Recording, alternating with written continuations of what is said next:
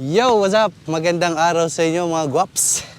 So, andito na naman tayo sa panibagong content, which is ang ating bagong motor na NK450. Ito lang naman yung bike na pasok sa ating karamihan na gusto makapasok ng expressway at gusto ng entry level na big bike. Kumikilat-kilat na doon. Ito yung pasok sa budget natin na medyo tulad ko na mababa yung budget.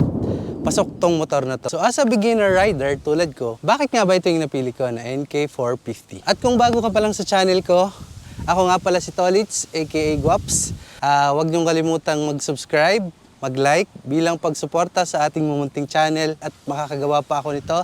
Iba pang content. Kaya huwag na nating patagalin pa at medyo naulan na.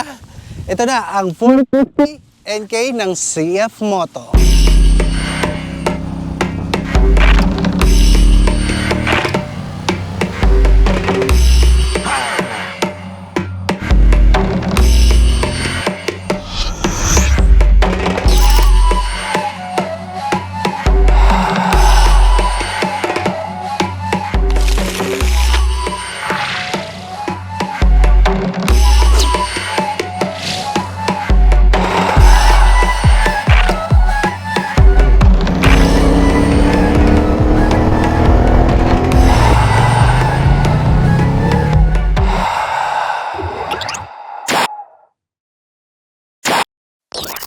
So para sa akin na nagsisimula pa lang mag big bike, ang una ko talagang pinaka-kinonsider sa kanya ay ang kanyang presyo. Kung sulit nga ba ito gamitin pang daily. Ngayon, sa presyo ng 262,000, kung ang features niya ba ay tugma doon sa presyo na binigay ng CF Moto. So pagdating naman sa makina niya, meron lang naman itong 449cc na kaya mag-deliver sa inyo ng 50 horsepower.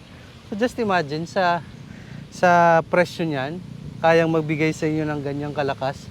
At wag ka, meron pa itong 270 degrees crank na kaya talagang magbigay sa inyo ng tunog na sabi mong, worth it talaga ang 200 mo. Worth it ang 260,000 mo para dito. Ito yung tunog niya, kapag in-isolate mo, ginamitan ko siya ng mic na, directional mic na nakatutok lang sa tambucho niya. Papakinggan nyo, ito yung tunog niya.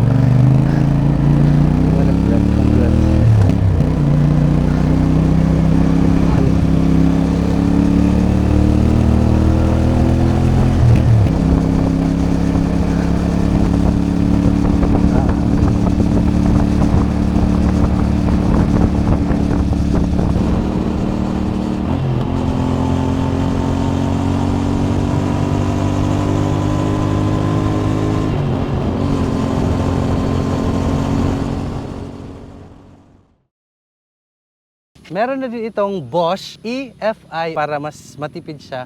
Pero base sa experience ko, kagagamit ito araw-araw, okay na din. Nag-average ang fuel consumption niya ng 18 to 22 kilometers per liter. So para sa akin, okay na din kasi ginagamit ko naman sa sakyan. Parang okay na din yung tipid niya sa akin. So what's up again mga guwaps? Ito yung pagpapatuloy ng ating vlog kasi nung nakarang araw ay inulan tayo. Buti ngayon medyo maganda na yung araw. Lumiliwanag na. Kakagaling ko lang talaga sa trabaho at ngayon ko lang ipagpapatuloy ito. Buti nakabot pa tayo ng may araw. So ito yung pagpapatuloy ng ating review ng NK450. Sa makina niya ay meron na tong slippery clutch na useful talaga pagdating dito sa Pinas.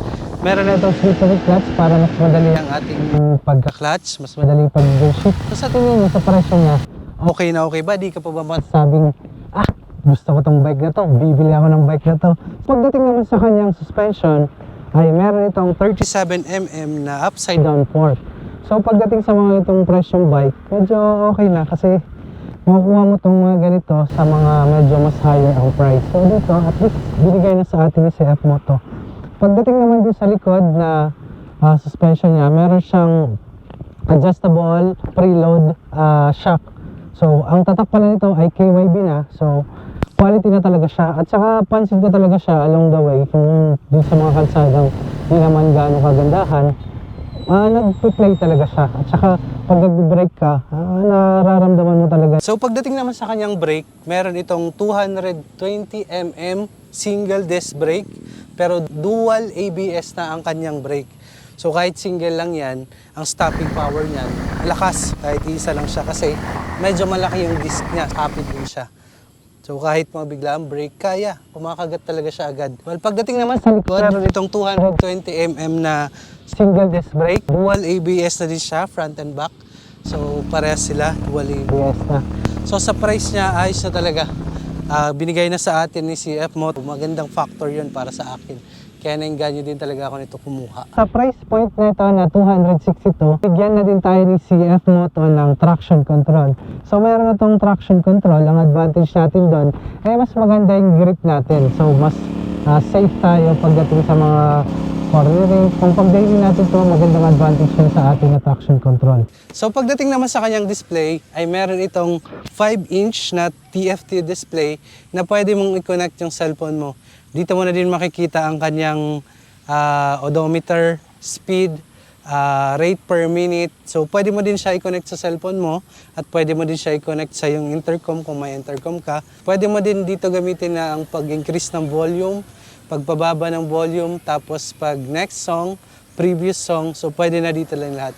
Ang kagandahan nun ay during biyahe mo, kunyari, nag-chill ride ka lang, so madali na siyang gamitin, so wala ka nang ganong iisipin.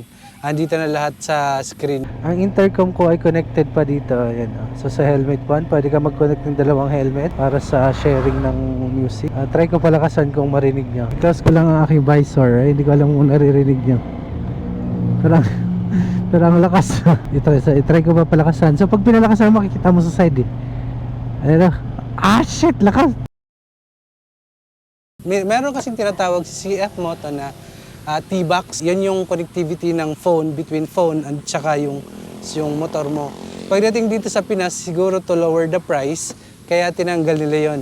Ang mga dumating dito sa Pinas, wala ng T-Box. Di ko lang alam yung ibang variant niya tulad ng MT, 450 MT kung meron ng ganun. Pero si NK, wala pang ganun. So abangan natin yung kailan or pwede tayo sa mga CF Moto.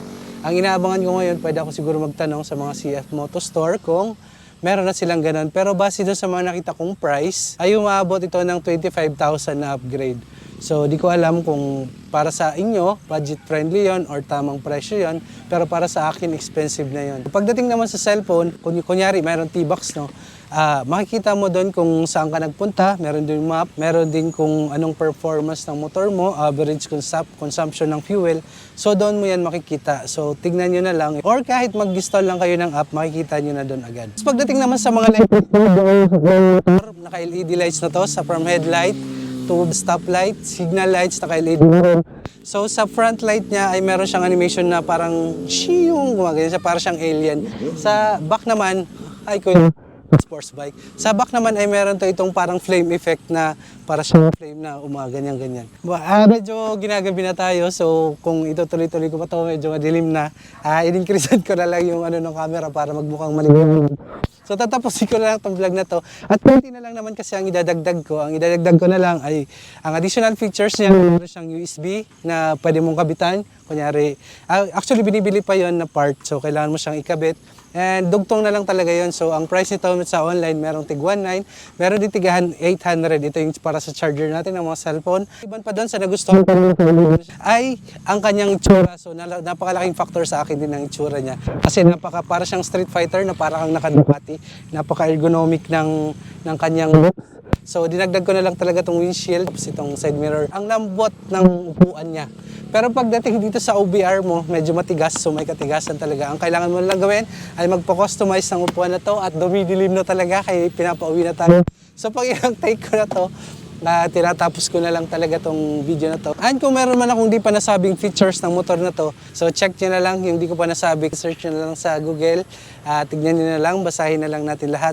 And para sa personal kong opinion, kung sa tingin nyo ay pasok tong motor na to sa mga panlasa nyo, sa budget nyo, para sa akin, medyo pasok talaga tong motor na to sa budget ko, plus sa mga naging gusto ko sa kanya, sa itsura, sa features niya, pasok talaga to. And now, kung masasabi nyo maganda to pang beginner bike o first big bike nyo, ay masasabi kong yes. pasok na pasok to. At para sa akin as an owner, masasabi kong sulit talaga yung naging bili ko dito sa bike na to. Pang daily siya, so sa consumption niya okay naman kasi merong AFI na, so electronic fuel injection, so okay na din para talaga sa akin. Ngayon, kung di ka pa nakasubscribe sa akin, huwag mong kalimutan i-subscribe. So ang next ko na lang ipapakita sa inyo ay ang aking test ride. Umilaw na ang street light, so kailangan ko na talaga. Bye! Huwag kalimutang mag-subscribe. Aabangan kita. See you on the road. So ride safe everyone. Let's go!